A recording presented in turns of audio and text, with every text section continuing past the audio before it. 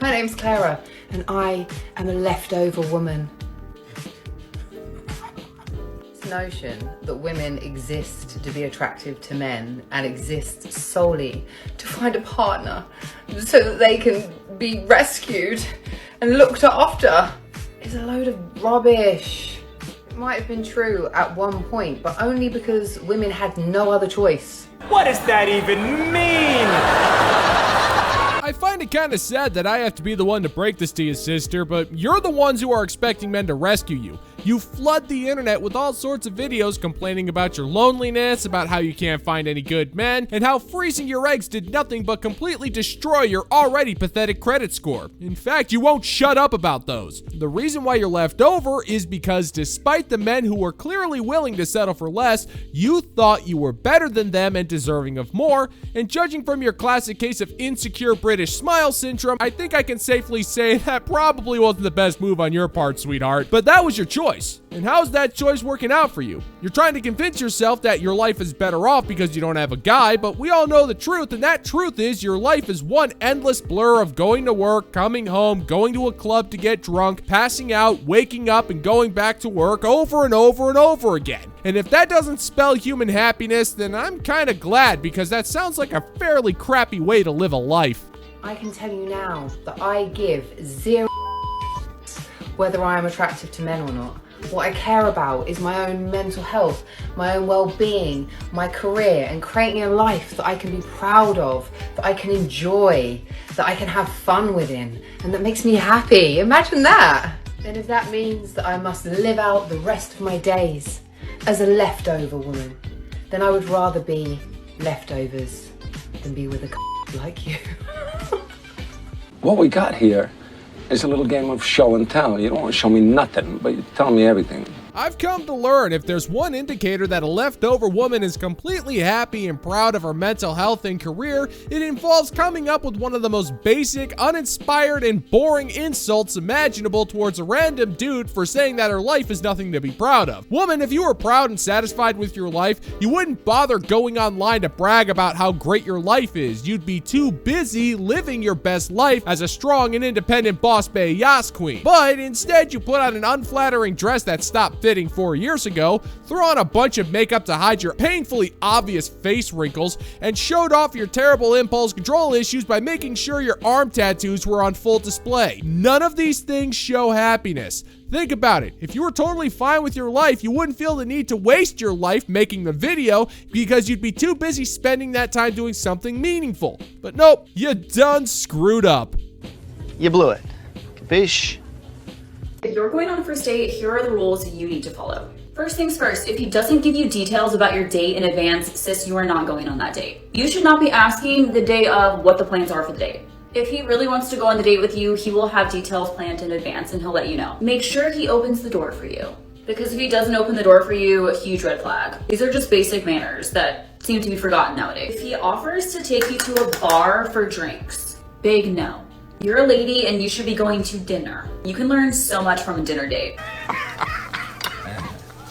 That is without a doubt the dumbest thing I've ever heard. Here we go again with the doors. Do women just assume that doors open a portal to an alternate dimension where the service industry was taken over by ninjas thanks to an oversaturation of the ninja market? I suppose that could be a little off-putting to have your omelet prepared by a shadow assassin, but how many times has that happened in this dimension's history? What, once? Maybe twice? Besides, so long as you don't dishonor their supreme leader, Master Joe Pantoliano, then you got nothing to worry about. And I really don't understand how you expect a man to be gentlemanly while writing up an itinerary for your date while demanding a free plate of food. Believe it or not, a man can learn a lot about a woman when planning a date, and he's not going to be motivated to be gentlemanly if you're not going to be ladylike. And if that's how you want to act, that's fine. You can fend off your own stupid interdimensional short order cook ninjas. It's probably the biggest red flag out of them all for me is if he pressures you and really tries to push you to spend the night. You are worth more than a one night stand, honey. Oh, and the obvious, if he asks to split the check. At this point, if he asks to split the check, just pay for the whole check and emasculate the fuck out of him and just never talk to him again. If you do happen to go up to his place, First things first, you always go to the bathroom and check under the cupboards. Is the bathroom? All the secrets of a man's life is in his bathroom. And make sure the man is on time. It's just the most unattractive thing if a man shows up late. It's pretty easy to tell if a man is actually interested and wants to get to know you, or if he just is looking for a one-night stand. So ladies, don't ignore the red flags. Bye. Man, that's just mean. That's mean, man. Hang on a second. What do you mean a man keeps his secrets in the bathroom? How did you come to this conclusion? And more importantly, what are you expecting to find? Under my sink, I have some cleaning products, a few extra bars of soap, and a couple of extra rolls of toilet paper. The safe is where I keep my incriminating evidence, and that's locked up neat and tidy in my junk drawer where it's supposed to be, and no self-respecting man is gonna put his junk drawer in the bathroom because nosy little broads, such as yourself, will think a man's junk drawer is fair game for your meddling. And it's kinda messed up that the first thing you're going to do if going to a man's house is to invade his privacy in an attempt to collect some dirt. Let's just say the roles were reversed and the man decided to rummage through your personal property. You would feel violated and appalled. Then you'd put the guy on blast and then milk that moment of personal trauma for at least 3 videos. You can't help yourself. You're a modern woman. Internet validation is the only thing that sustains you in your empty life.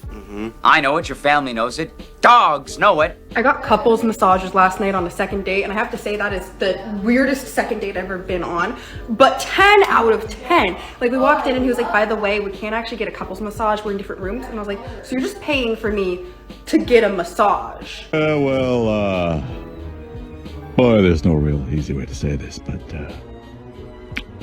look, you're a simp. No complaints here. Like, that is amazing. I got my massage.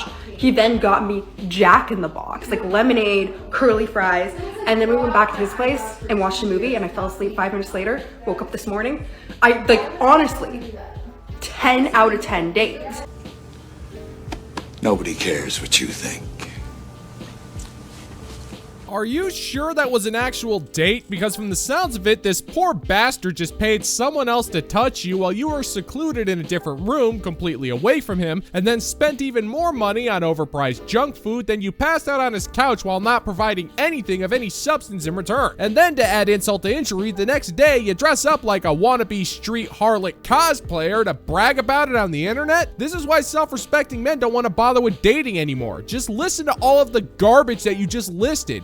Why would any self-respecting man pay for that on a second date? Feel like that money would be better spent on groceries or lottery tickets, or just be mesmerized as he sits and watches it swirl down the toilet that he just flushed. At least those activities are either beneficial or at least at the bare minimum somewhat visually and intellectually stimulating. What are you offering besides being a useless parasite? Don't bother answering that, sweet cheeks. It was a rhetorical question.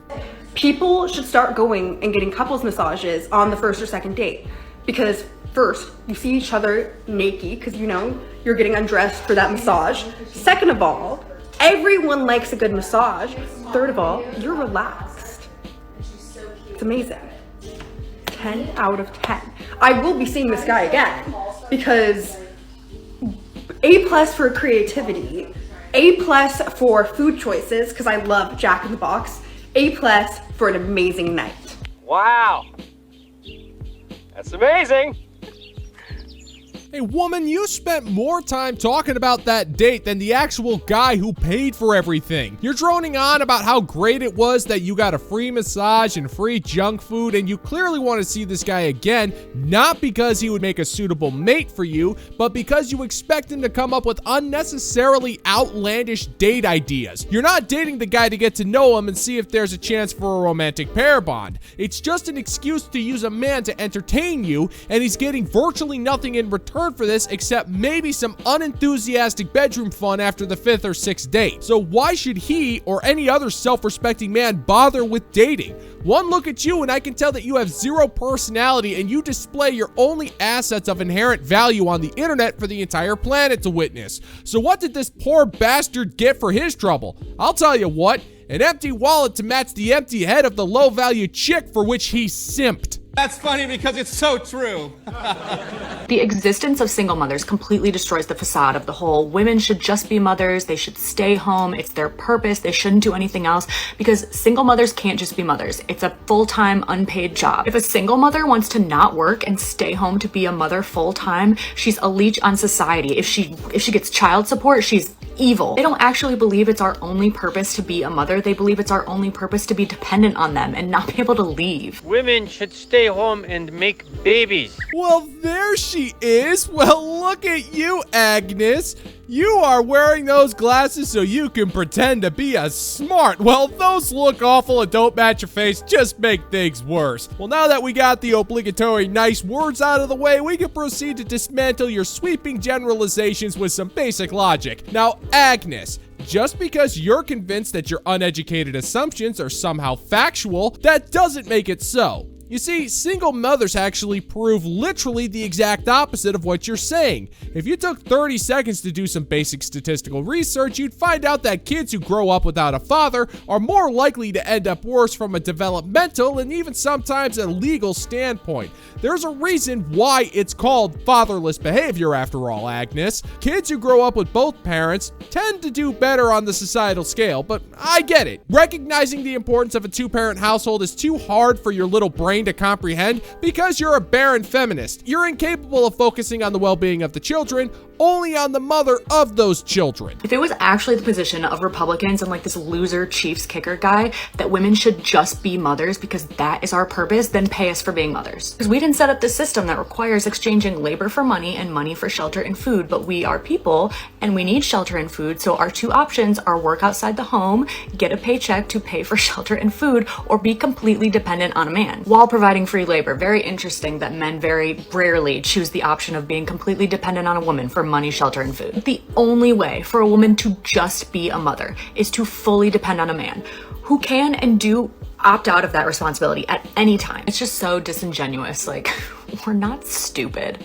You are made of stupid. Oh, Agnes, you goofy, smooth-brained koala bear. You have absolutely no idea what you're talking about, and it would be adorable if you weren't so pathetic. Allow me to educate you. There are plenty of men out there who are stay-at-home dads where their wives are the sole breadwinners of the household. They take care of the house, make dinner, watch over the kids, do the laundry, and all those other pesky forms of unpaid labor with which you love to complain, and there isn't a single one of them out there who demand financial compensation for doing that kind of work. It's called parenting for a reason. And regardless of whether or not he complains, there is a chance that his wife won't respect him for doing the unpaid labor as she goes off to work to financially support the household. Hopefully those glasses will help you see where I'm getting at, Agnes. If the man is providing the home, the income, the protection, and quality of life for his wife and kids, then he's a soulless bastard because he won't pay for the 4 hours of stay-at-home duties the wife does. But if he stays at home while the wife works,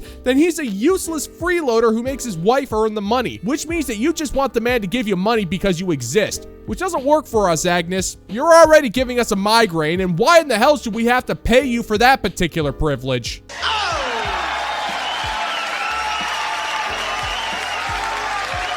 And that's gonna do it for today's video, gentlemen and gents. And as always, if you find that my particular brand of comedy is bringing you to the brink of laughter, then why don't you scroll on down and click that like and subscribe button, ring the notification bell, leave a couple of comments, and share this video so we can give the good old-fashioned middle finger to the YouTube algorithm. And once again, thank you so much for checking out this video. You guys are all kick-ass in my book. And until next time, peace out, homies.